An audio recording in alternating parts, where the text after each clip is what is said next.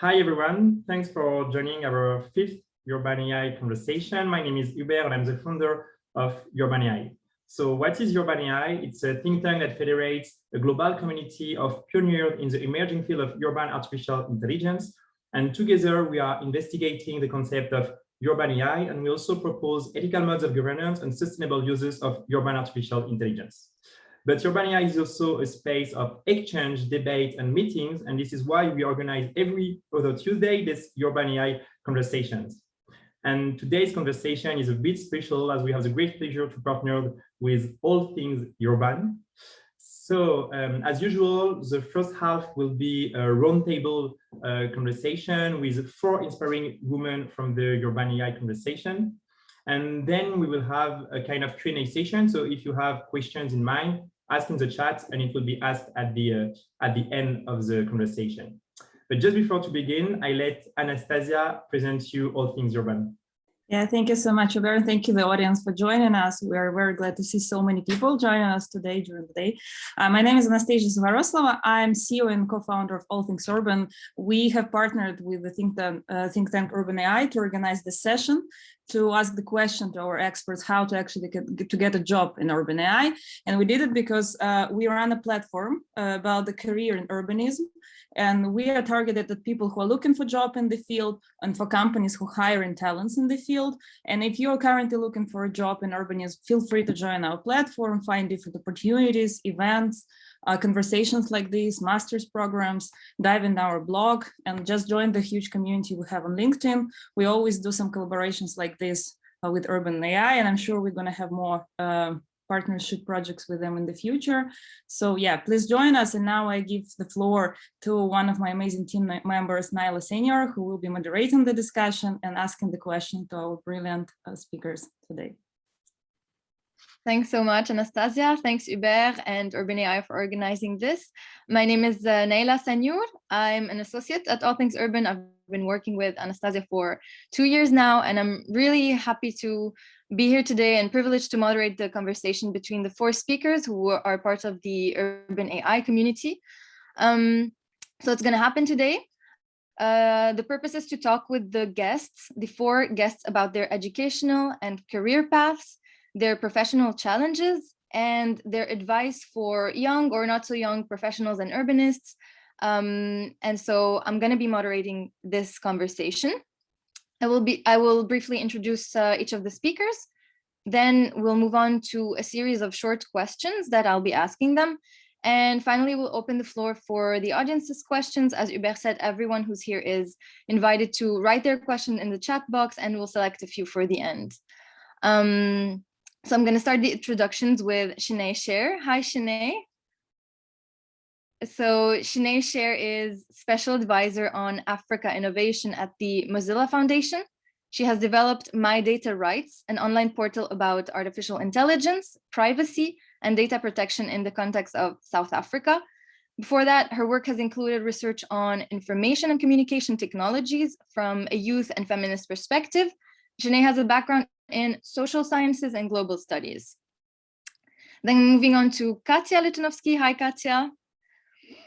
Katya is a co-founder and vice president of Habidatum, a company that determines the commercial value of real estate locations using real-time metrics.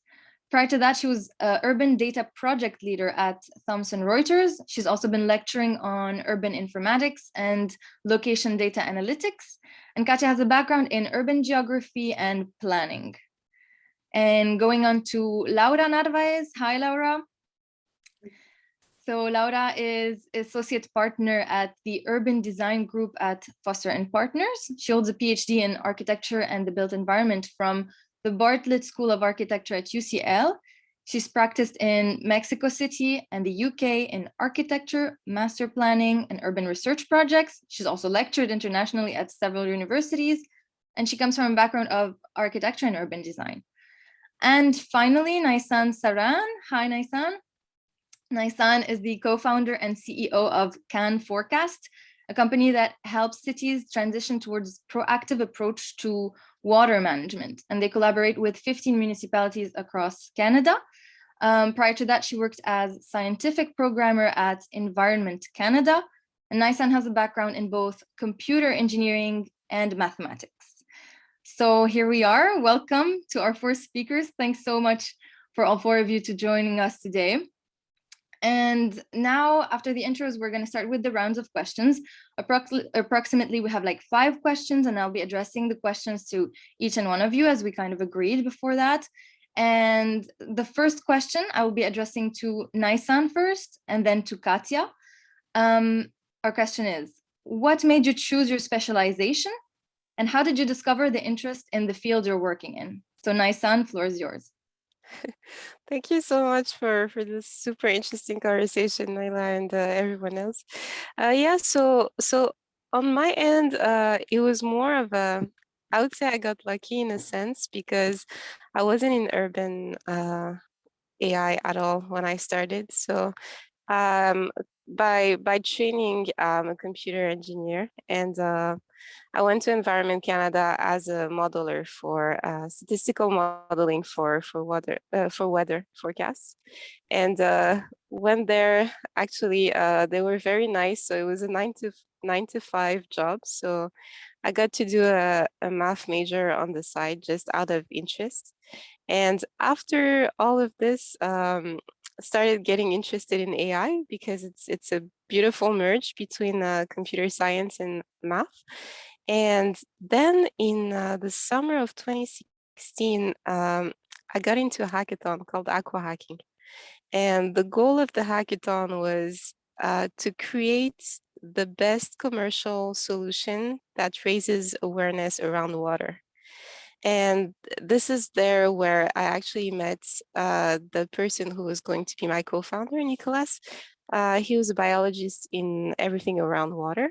And we basically built a machine learning algorithm that was able to tell municipalities if the water, so urban waters, were contaminated for swimming, for instance, before people actually got into the water and got sick. And after the 6 months of hackathon, the product was actually better for public health than what the city of Montreal was using. So when we presented, we won the hackathon and they were interested in the product. So they said, okay, maybe we can give you a little contract to see how it goes. So this is how it all started, just going, exploring and meeting people who actually do things in more urban water management, and from there deciding to build a product. So I would say that I really got lucky in this regard. Thanks so much. And Katya? Hello. I have slightly different kind of story that comes from academia. So I started as a geographer initially, and I was working on American statistics like Bureau of Labor Statistics or Bureau of Economic Statistics and things like that. And actually wanting to learn more and see more, but the information is lacking on the nationwide level. So I then understood there could be more information on the citywide level, and therefore started studying the urban kind of geography and urban planning, like zooming into cities. That was still not enough, and that ended up with studying additional data, and that's something that we do now, the big data analysis related to real estate and cities. And the way we started the company was that my partner, we met in the university, and the whole path from broad regions to cities and to then big data on cities was together. However, we needed to form our initial team that was not 100% technical initially. So both my partner and I, we are urbanists, economists, geographers, but not that much decoders and engineers, so forth. So initially that was just the search through the network. I was just asking people who I know, like whether or not they know cool data scientists, cool engineers who could help. And luckily we met them. Again, a bit of luck was here. There was not too much, in the field on professional networks that we could leverage there. So that was just my personal network that helped. Yeah, so that's how it happened. Excellent, thanks so much. So both of you have an experience of just joining networks and meeting people and a bit of an element of luck. So our second question goes first to Laura and then Katya again. How did your education help you get into the place you are, whether a formal education through university, bachelor's, master's, PhD, or any type of formation? Who should go first? Yes, Laura. Okay. Thank you. Well, I think from my experience, I come from an architectural background. I was always interested in doing research and apply that into practice, however that may be. So that sort of brought me an interest to do first a master's after my bachelor's degree.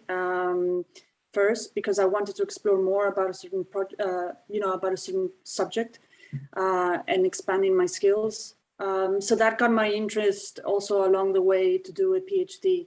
So I'm an urban practitioner, but I've always been an academic at heart as well. I did my PhD at the Bartlett in UCL within a field of what it's called space syntax, which essentially has to do with looking at cities and buildings from the perspective of the user, how space affects the user and how people can affect space. And doing a PhD, in my case, is something that I wanted to do because that is what it is. Doing that kind of research is doing a piece of research for a little longer time than a master's that you want to do, not that you have to do. So it's the same for a master's degree. And I wanted my research to have an impact in industry or in practice, or how to apply that in practice. So my purpose was to learn new skills and to contribute with something that, that could be applied to different scenarios. In my case, within the areas of urban design and urban planning. And I was also interested in combining different disciplines in my research. So topics that I really liked, that I was passionate about, and I'm not an expert on it, but I wanted to learn from as an architect. And for me, that area was urban economics or spatial economics. And I wanted to learn from that field and try to bring that into my world of urban design. So that got me a little bit to get involved in learning spatial data science and data analytics, a lot of statistics as well. So all these things helped me to combine and expand my knowledge and skills into the field that I am now. But although I must say this is kind of a personal journey, so every journey is different. So it doesn't mean that you can get to a good place, let's say, in practice only by having a PhD. Some people do not have PhDs, and sometimes not even a master's, and they have excelled in what they do. So I think the important thing is to expand your knowledge and learn how to diffuse that knowledge into what you want to do. So that's my take. Thanks so much, Laura. Great piece of advice. Your turn, Katya. How did your education help you get into the place you are? Yeah, my message would be that my education never stops, and it's continued even now. But basically, the geographic kind of basic education was helpful in this statistical basis, let's say. So what Laura also mentioned regarding the special statistics and things like that, this is like basically very much important no matter what data you deal with, be it big data or small data, no matter. So this is like the background. And if you want to work with big data, for instance, you need to know the basics. And this is the first piece of advice. There will be advice at the end of the session, but I'm just trying to fix it. So the second portion is the, cities and the way built environment operates. And this is the master's degree that I got. But this is, again, not enough in what we do now, just because the company is focused very much on working with financial institutions and, commercial real estate.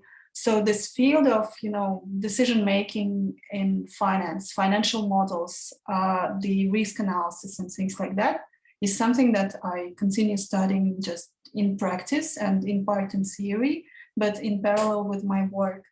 And as long as it progresses, of course, when you have the team around you, you can always delegate and collaborate, but to be able to collaborate efficiently, it's important to at least speak the same language. So for me, it's finance, as I mentioned, also, coding, engineering, so on.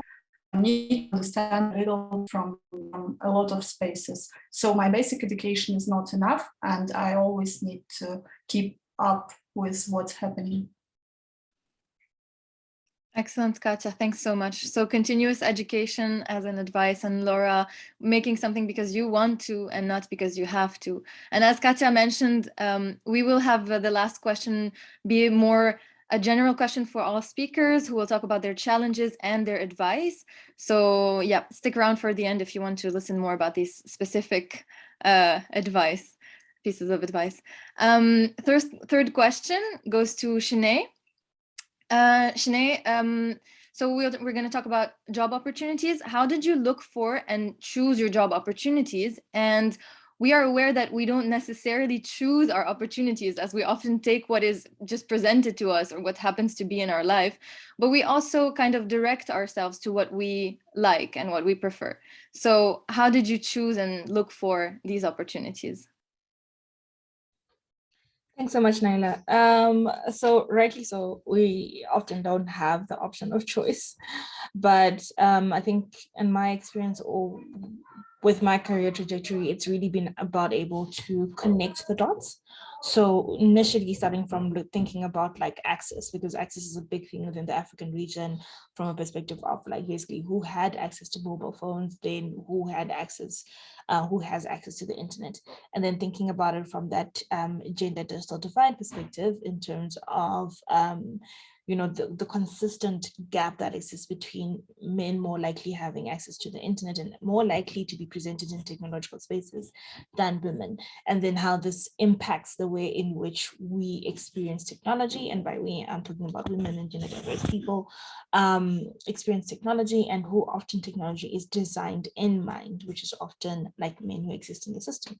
So for me, in terms of determining how I chose my job, I think I didn't choose per se, but I shaped the direction by consistently talking about the way in which gender had a significant impact on the way in which people were accessing digital technologies. And then also thinking about it from perspective of seeing it as a trajectory of growth from access to the internet and moving into the arena of data, and then moving into specific conversations around artificial intelligence. So then being able to connect those dots in terms of thinking about that it's not necessarily a completely new topic, but everything that I've been working on, the same social justice issues that we started dealing with in terms of access continue to play out when it comes to artificial intelligence. The technology may be new, but the societal issues are the same. And then with the opportunity, so to be quite honest, a lot of people don't take artificial intelligence seriously, or the people who take artificial intelligence seriously are often like market-driven business sector and coders and developers. So people just want people who can build the systems, not necessarily take into account the policy issues or the inequalities that exist from there on. So at least I had the opportunity to be a Mozilla fellow in 2019, 2020, and to be able to have this like free reign to figure out like what is the specific gender issue and gender inequality concern that comes with AI, privacy, and data protection. And I think for me, when I started doing that, so this is a part where you don't get to choose a job.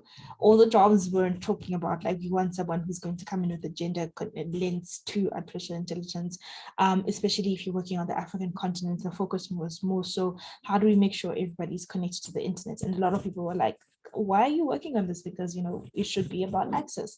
So I had at least accessed a fellowship that allowed for me to really understand an area of interest that I had. And then subsequently, I did have the opportunity to then be invited or selected by Mozilla Foundation to lead their work on Common Voice, which is an open source voice project with a particular purpose of managing the African languages fellows who are working on building up like an open source data set for Kiswahili that will be used within agriculture and finance, but with a specific focused impact on gender marginalization and rural inequality. So that's how the connected dots played out in order for me to be able to determine where I would work. Thanks so much, Chenai. So basically the fellowship you got access to gave you a lot of opportunities to explore your fields and your interests.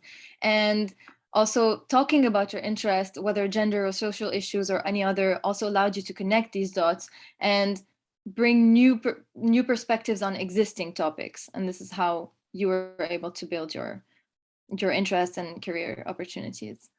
Excellent. So our fourth question, we have fourth, fifth, and last question. Last question is going to be common to all. So fourth question goes first to Naysan and then Chenai again, about the professional network. How did you create your professional network? Naysan as the CEO right now and co-founder, and also Chenai.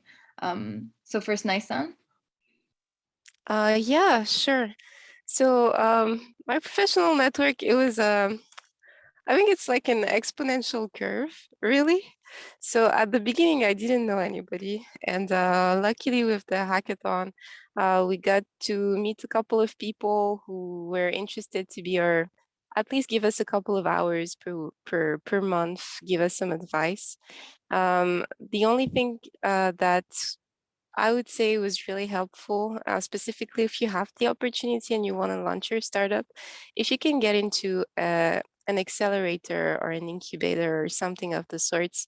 We got to an incubator, a startup incubator in Montreal called District 3, and they kind of opened the door for us to all of this ecosystem of companies, mentors that we had no clue it existed at all, because it's like a different world that if you don't try to get in, you will never get in. You will always be on the outside looking in. And so they actually gave us the opportunity to meet with different people, to discover how to, post our first internships, how to actually get access to other mentors, get into the community, and then sometimes it's just, I would say, being open to opportunities, and they bring more opportunities. So one of the great examples that I have is Hubert, actually. So I met him when he was doing his world tour of Urban AI, and he was at his Montreal stop, and he was he was sending in emails to a couple of cool startups that he had found, and he was like, can you guys meet with me? I'm just there for a couple of days. And I was like, sure. And if you're open to these kind of things, and it went so well, and he was so nice, and he was building something that was already great at the time. You could tell it was going to be great. And now see how Urban AI has grown. So I think it's just saying yes more than saying no at the beginning, and it's really an exponential. I believe it goes exponentially, your network. So you start by meeting 10 people, then that 10 becomes 50, then that 50 becomes 500, then that 500 becomes 5,000. And at some point you realize, okay, you have this crazy network, but it's just that you kept regularly through several years meeting with people, saying yes, keeping the conversation going. Thank you so much, Naysan. I think we have amazing advice here. We're not waiting till the end to make the advice rain. And congratulations again, recognizing the work of Hubert to this great work that Urban AI community and platform is doing. Then Chenai, again, how did you create your professional network? I mean, just to add on to what Naysan has said, it was really, it's about being present as a person, yourself in these spaces, but it's also really about the people who make the effort to create the spaces. So, we're looking at Urban AI, and we're specifically speaking to people about like, how do you carve your way a path? This is already a network that someone has created. But there's also a need to really think about the way in which these spaces are created and the networks are created from that really the intersectional issues around like race and gender, the power dynamics that existed. I'm able to join a space on Urban AI calling in from South Africa because there was this like active recognition of other Black women who like worked towards inclusion of women into these spaces and to really be able to connect. And I think in that instance, we build up that network responding to the way in which the structural systems are often set up to exclude other people who might not have a background in tech and or in like specifically building AI technology. So they are not allowed into these spaces, but are actually able to come in at an interdisciplinary perspective to actually respond to the questions that always emerge, say, for example, around ethics. So I think for me, I've been able to build up a network because of the spaces that other people have created, consciously knowing there's a need to include particular people who are always excluded. And another aspect to it as well is I've built up my network by building up smaller networks. So, connecting with people who are working on these particular issues through social media, which is the same thing as just like simply retweeting and then taking them to someone else who is probably more advanced in their career on a similar topic. And I found that literally opens doors, because sometimes someone thinks that they're the only one doing the work, or they might not be able to, they don't know how to connect to someone because they assume there's a barrier. And I found that doing that work of creating those networks, if you are now a networked person, actually strengthens your circle of people and how you can support them. And another thing is just basically listening to the needs of people. So right now I'm in a position of being like a grant maker or a funder, and then like really paying more attention to the needs of the community in terms of like people who actually want to get involved in these spaces. What are their needs? What do they need? Do they need money, or do they need support? Do they need access to particular people? And would it make a difference if an organization such as Mozilla actually like backed their work? So this is a kind of like the work around like movement building. So I often think like building up your networks is connected to things that are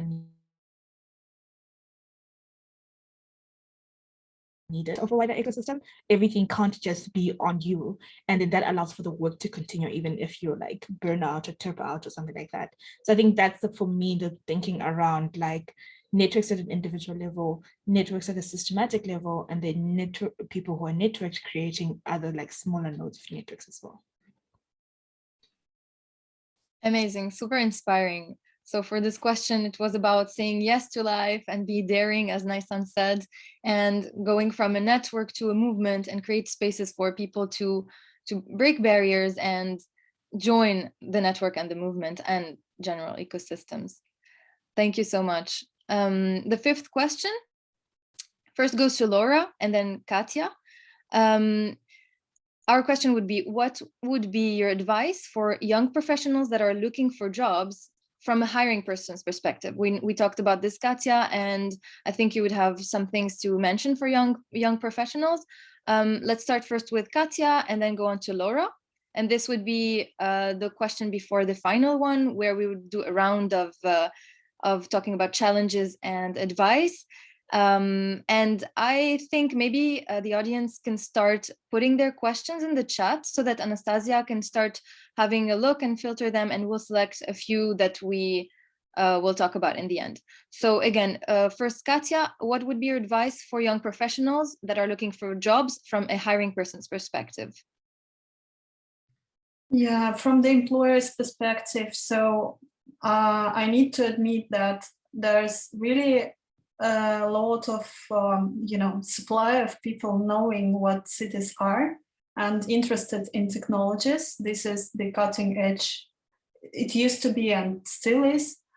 So we're experiencing way more kind of lack of people who start with technology and then are interested in cities. So data engineers, data scientists, engineers in general, like developers who are interested in cities. This is kind of still a very deficient field.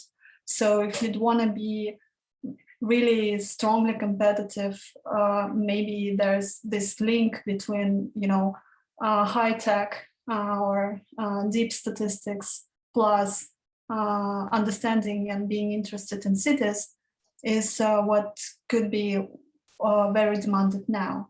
And besides, if you start with the, as I started with cities themselves, with geography itself, and then turn to technologies, what's important from my understanding is first having a focus, but second, not being afraid of change. That being said, it's not just the fancy field, urban AI or urban technologies. There are a lot of applications there.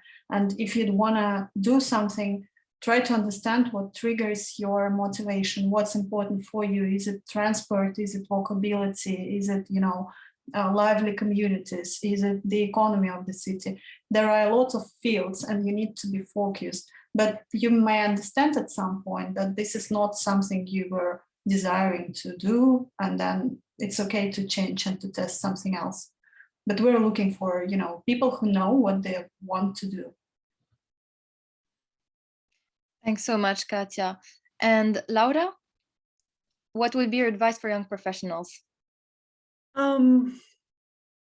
So my advice would be, I think I agree with Katya when she says, know what you want to do.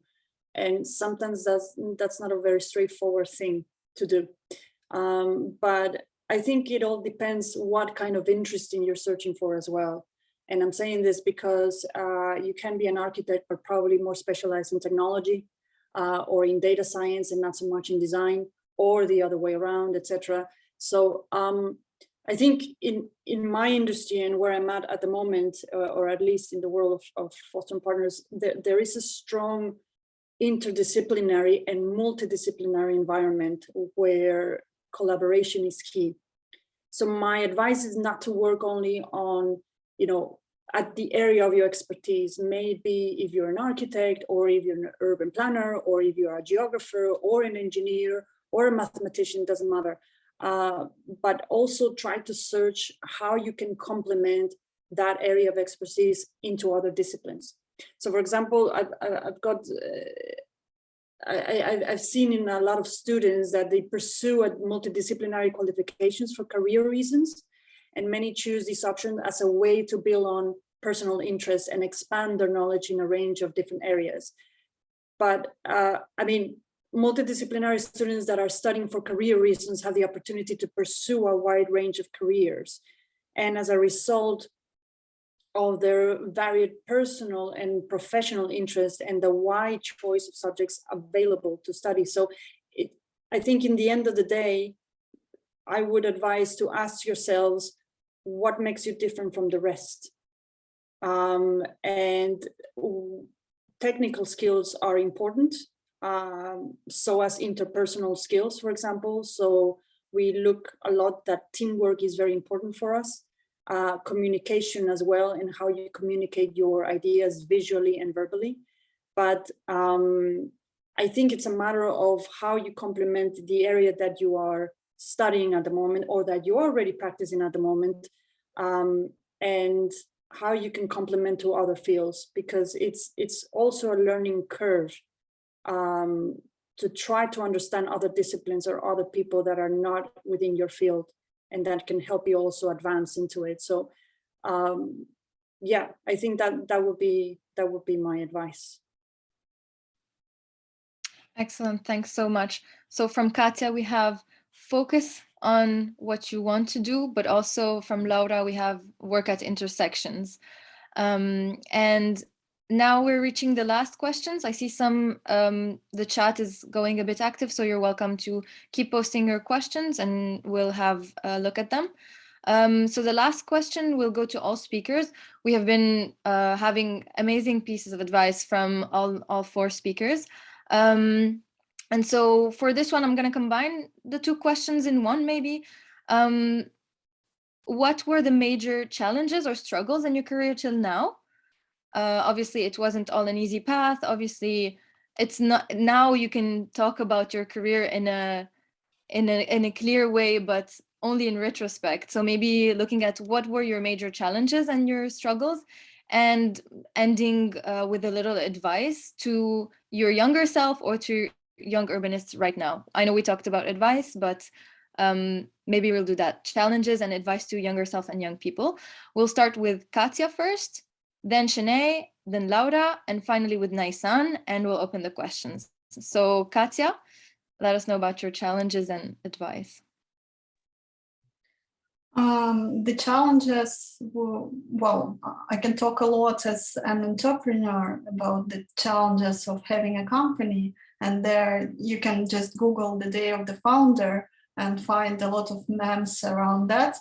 That's every day you're up and down, and this is the way to live with, and just the first days this is hard, and then it's easier and accepted, and it never ends.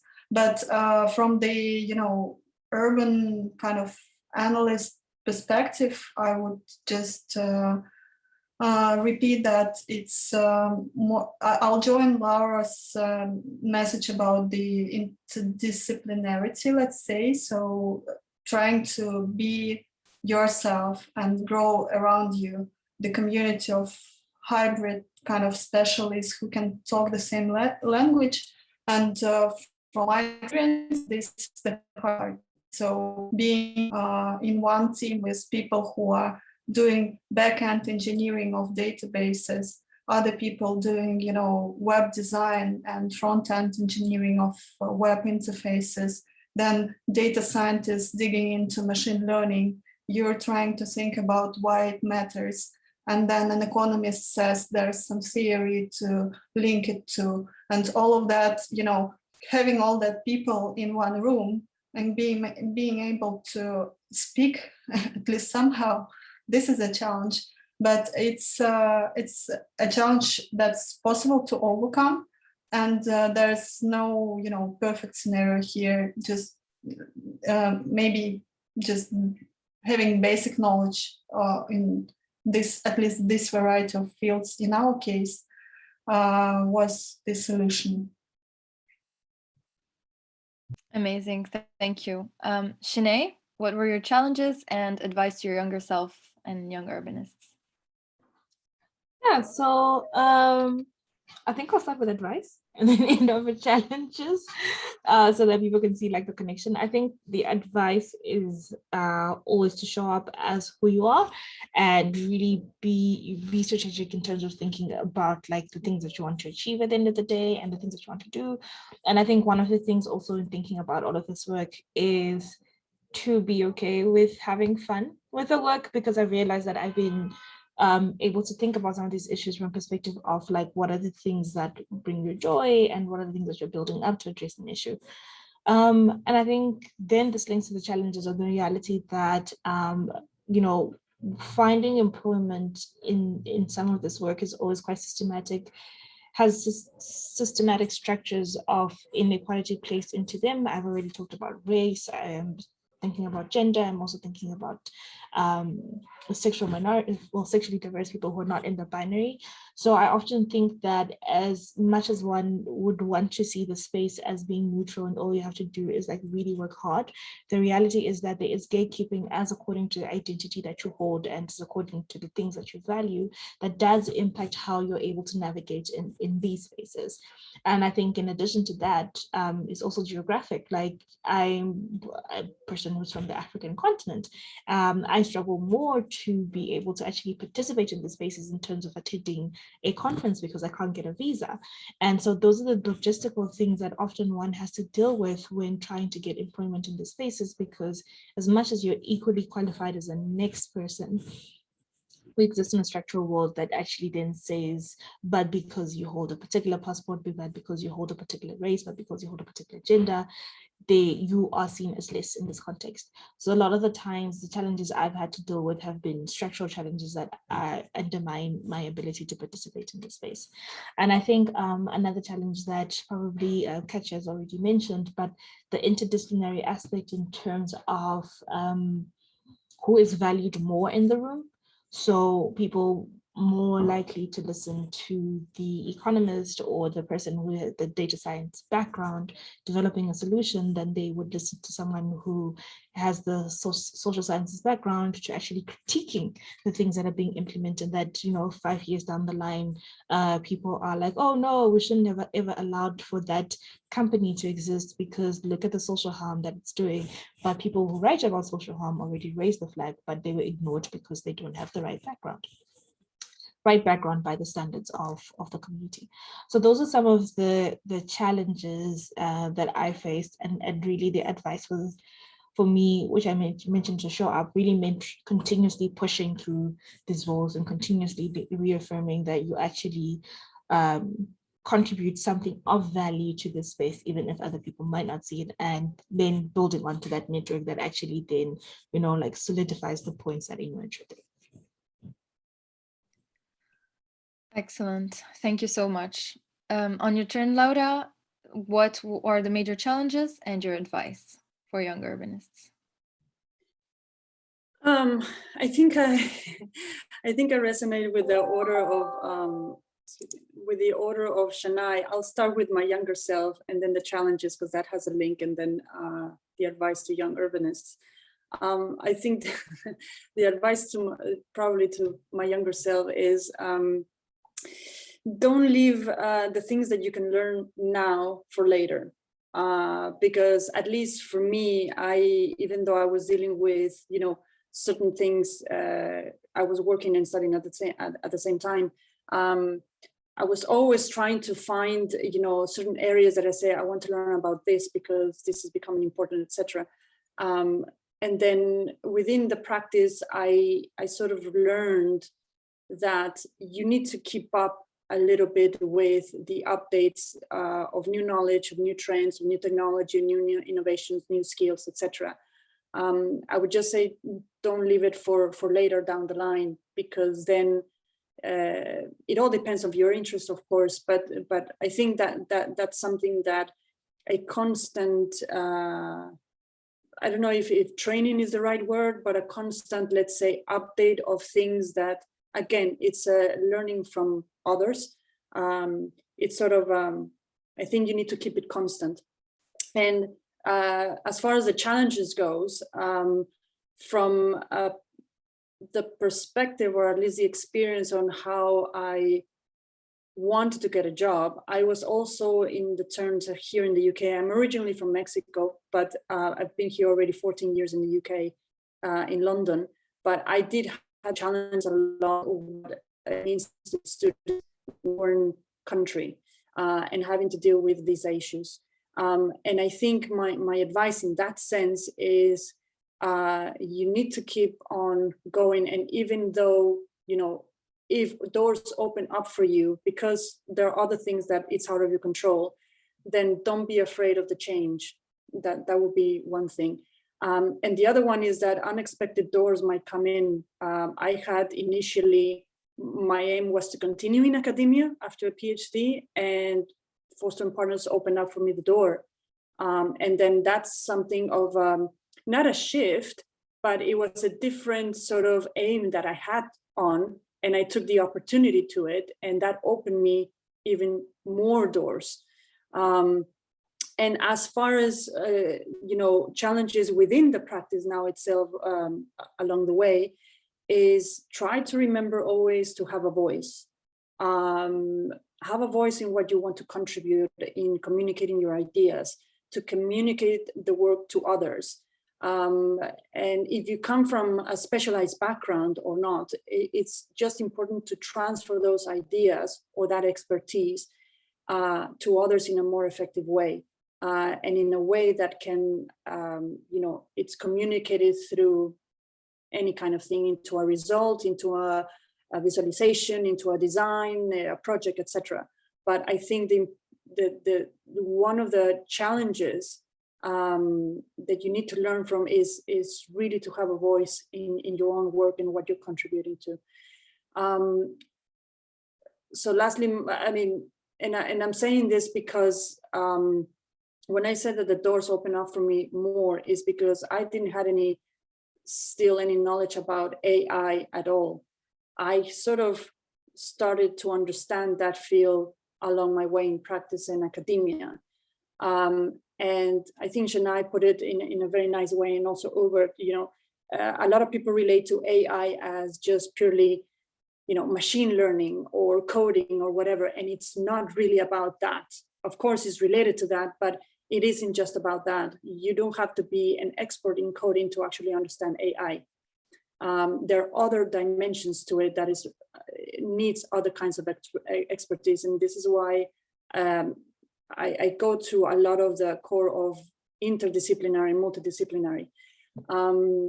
So that would be my advice. Just keep on learning, no matter how experienced you might become. This goes for the young and the not so young. And keep updating yourself with those new knowledge and new strands of work. And I think most importantly, be patient. Things will come. That would be my advice. Okay, amazing. Going to Naysan, your turn. Challenges and advice. We're gonna end with that, and then we'll have. I'll go really quick because I gotta get my tires fixed. I'm really sorry about that. So challenges. I think everybody had a great point. So to Laura and Katya's point, you gotta keep learning. This field, it moves so fast. Even if like you come from a technical background, you really gotta update yourself, and you really gotta also, especially if you're from a technical background, you really gotta put in the effort to actually understand the urban part. And even if you have people on your team that are doing it, you need to be able to communicate with them. I think it was mentioned multiple times. And as Chenai said, keep having fun. One thing that I realized, nothing is ever going to be perfect. And really, if you want things to be perfect, it's going to be a hard ride. So that's all I had. Thanks so much for the conversation. I really have to leave, but it was really a pleasure. Naysan, thank you so much. Bye, and we'll continue the conversation without Naysan now. I think Naysan really had a wrap at all the advice that I was wanting to, summarize. Basically, be yourself, work at the intersections, learn from the different disciplines and learn their languages from Katya. And then from Chenai, have fun with your work, reaffirm your value and push through, do the things that bring you joy. From Laura, learn now, not later, keep on constantly learning, say yes to life opportunities and be patient. And Naysan did this great summary with her amazing energy. So I think right now we're gonna have a wrap up, maybe look at the questions. Anastasia, I'd like, if you have any suggestion for the questions that we would like to ask. We had a few questions. Two of them are again a bit more about advice to a younger self. What would you like to tell yourself younger? But there was one a bit more specific, and I think it would be curious to know what our experts think. So I'm the person says, I'm an architect and urban designer and currently doing masters in data science and analytics. I'm interested in working digital twins of cities. What will be my way forward? Any advice to get a job in this sector? Thanks in advance. So if any of the speakers, Chenai, Katya, or Laura, feel free to answer. I can add some perspective here. So just research perspective, what comes to mind are a couple of companies in this field, like for instance, Citizenis, the company doing digital twins, but this is just, the start. I wanted to tell you more about the process. So you can look at this company specifically. Maybe that's not a fit. Try Googling its competitors, try following where they hang out, what events they attend, and so on. So then you will get a list of like 20, 30 companies around this space, maybe even more. if you want to, focus on just, companies working directly on digital twins, maybe you're interested in companies with a digital twin kind of department within them, then you could look for something else. Maybe the large architecture bureaus have that. But just, picking up one company, Citizen as an example, I'll put it in chat, sorry for my pronunciation, and then just, Google their competitors, go to their website, see events. Thank you so much, Katya. We have 5 more minutes before the end of the event. Maybe we can take 1 or 2 questions. Anastasia, if you have identified any. Sure, there's another one which is also a little bit more specific, and I'm also curious to know some insights from our speakers. Thank you for this insight. Do you see an important role for policymakers, advisors, sociologists in your environments? Maybe some of our speakers deal with these fields, work more with policymakers. What do you think? How much the work of policymakers is important in what you're doing? Maybe Chenai? Yeah, absolutely happy to take that. I see their space is very, very important. I'm a sociologist by training, so that validates that. But a lot of the times there's a need to, when we think about like even AI, when we think about artificial intelligence and the shift that we want to see, we think about it from an ecosystem perspective. That means having to work with policymakers in order to implement the right policies and for them to understand the technology so that there isn't just like a knee-jerk response whenever something new and shiny pops up, or whenever something new comes up and there's a concern around the issues that are at hand. There's a need to actually work with sociologists in terms of thinking about the social impact of these issues and to really unpack how we can have an impact as we're building up even AI, but at the same time, the issues around harms that may emerge from these technologies being implemented. So I think from an ecosystem perspective, there is definitely a role for policymakers, researchers, and sociologists in this space. Thank you so much, Chenai. I think we have space for 1 more question before giving the floor back to Hubert to conclude. Anastasia, would you have any suggestion? We can't hear you. You're muted. Apologies. Yeah, so we have 1 more question, which I think will finalize this conversation very well. It's about career shifts. And we have a question from young urban planner who wants to shift their career to data scientist or more tech-based jobs, such as GIS specialist, coding, or at least maybe combine these 2 areas. What would be your advice for these people? Maybe what kind of courses should they take? What kind of technologies first they should learn? What would be your advice for that? Maybe we can take that. I think, shifting the career to data scientist or more tech-based from urban planning is not that different. You can shift it if you like, but it's applicable in many ways. And you can, start doing things of areas of coding or a master's in data science. They usually call it data science, or visualization and data visualizations as well. Usually there are already areas where the combination of urban planning and data science is combined already as a master's, for example. And that can be applied again to other tech industries in whichever industry you apply. So I don't see it as a major shift. I see it as a complementary shift, if that's okay. So I would say that the choice is actually quite wise from your side.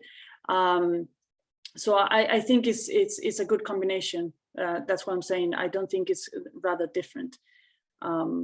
So if you want them, that keep on pushing on that, I would say. Thank you so much, Laura. I think we have reached the end of the session. It was a really inspiring hour. Before giving back the floor to Hubert, I'd really like to thank our 4 speakers for their beautiful presence, their amazing advice. And really, it was such a pleasure to listen to your genuine, authentic advice. I'm sure the audience really enjoyed this. And thank you so much, Hubert, for organizing this as a partnership with All Things Urban, and floor is yours to finish this beautiful conversation. Thank you very much. Thanks a lot, Nayla and Anastasia, for this great collaboration. It was really nice to partner with you. And of course, thanks Laura, Chenai, Katya, and thanks to Naysan for accepting to share your journey and advice. Like, it was super insightful, and it also allowed me to learn a bit more about your academic background. And so yeah, last element. So we will have our next Urban AI conversation next week with Martin Sukel, who is AI lead at the City of Amsterdam. And we will try to understand if Amsterdam is the most urban AI ready city in the world. And in the chat, you have the replay also of our previous urban AI conversations. Thanks everyone, and have a great day. Thank you, everyone. Thank you. Thank you. Much. Bye-bye.